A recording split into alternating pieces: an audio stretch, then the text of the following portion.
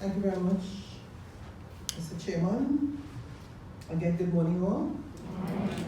And let me specially acknowledge my ministerial colleague, the Honorable Adrian Leons, Minister in the Ministry of Housing and Urban Development, our Acting Permanent Secretary, Ms. Claire Davidson-Williams, our DPS, Ms. Nimara Ramlogan, and the person who is in the main responsible for organizing today's session, Ms. Hermione Smart-Finley, Program Coordinator, Housing Program Facilitation and Implementation Unit, Ministry of Housing and Urban Development.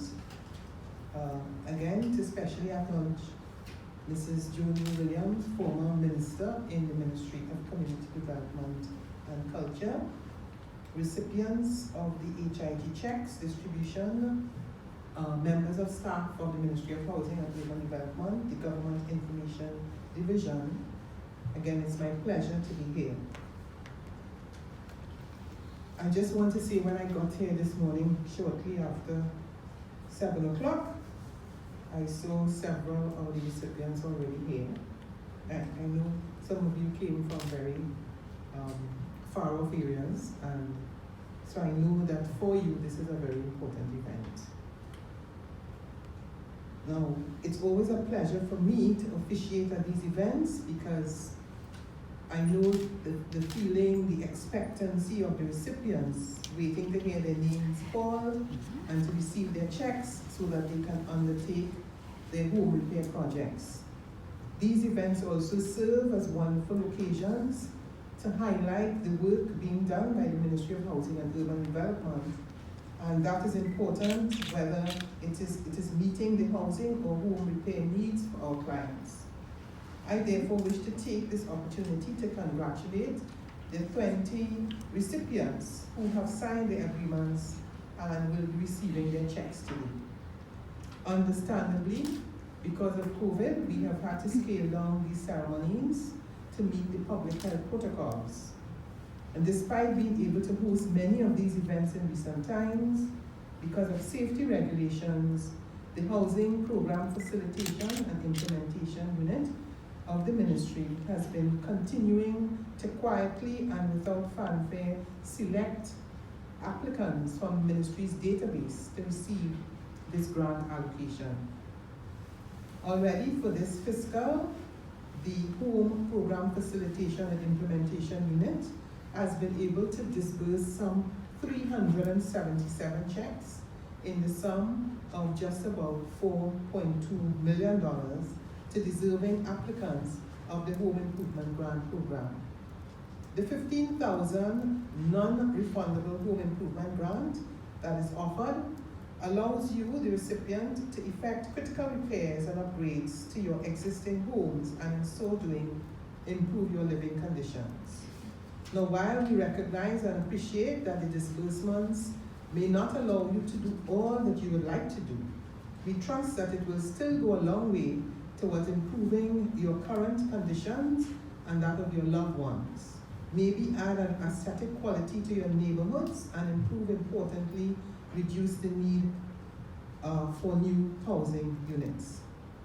Therefore, I'm encouraging each of you here today to honor your commitment to the ministry and strive to uphold the agreement you signed earlier this morning. Take note that should you decide to forego your home improvement project and spend the money on something other than its original intent, then you will receive the attention of the ministry's legal unit as they will do what is necessary to retrieve those public funds from you. It is important that you understand this as we are seeing a number of applications increasing each year for the grants program and even exceeding the capacity of the ministry in the light of reduced funding.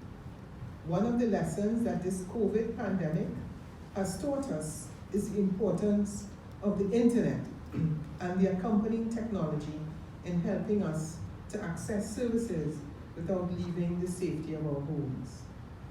For this reason, we are encouraging our potential clients who do not feel challenged by the technology to take advantage of our online application system or to get their children or their grandchildren involved to avoid the inconvenience of traveling and putting yourself at unnecessary risk to bring your application in person to the ministry. It means you can also receive your application reference number as soon as you submit your application instead of waiting weeks to receive it from the ministry. Potential applicants can update their information whenever they need to without making a trip to the office. We do, however, understand that there will be some persons who will not be comfortable using it and as such can still submit their applications in person to the ministry. Our aim at the ministry has always been to assist as many of our citizens as possible in realizing their dreams for a better quality of life. Therefore, as minister, my team and I are strategically committed to ensuring there is equitable distribution of our limited resources to the national community. I wish to thank you all for allowing me the opportunity to address you on this occasion and to offer my sincerest congratulations to all of you who will be receiving your checks today. Best wishes to you and your families. In closing, I would like to specially thank my colleague, Minister Leons, the Permanent Secretary and the Deputy Permanent Secretary, the Program Coordinator, and the entire team, because without their collective inputs, these occasions would not be possible. So thanks again, and may God continue to bless our nation of Trinidad and Tobago.